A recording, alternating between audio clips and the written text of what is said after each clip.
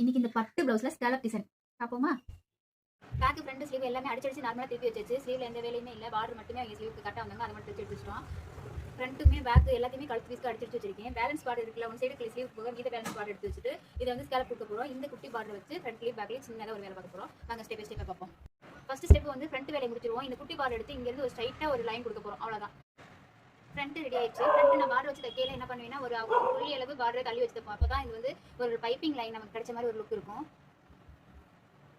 ஃப்ரண்ட்ல யூஸ் பண்ணிட்டு மீத பேலன்ஸ் இது இருக்காங்க, இதை தூக்கி நம்ம இந்த சைடில் வைக்க போறோம். பேக் கட்டில் லெஃப்ட் அண்ட் ரைட்டு சைடில் வைக்க போறோம்.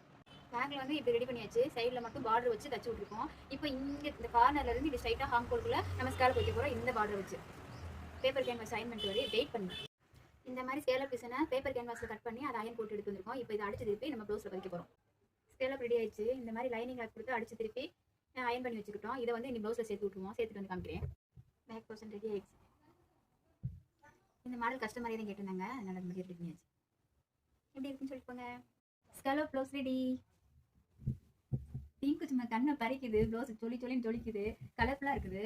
ஸ்லீவ் வந்துட்டு வெறும் பார்டர் மட்டுமே வச்சுட்டோம், ஏன்னா அதுவே சூப்பராக இருந்துச்சு. வேறு எந்த வேலையும் எக்ஸ்ட்ரா பண்ணல. அதே பார்டர் எடுத்துகிட்டு வந்துட்டு ஃப்ரண்ட்டில் ஒரே ஒரு லைன் மட்டும் தான் கொடுத்துருக்கு.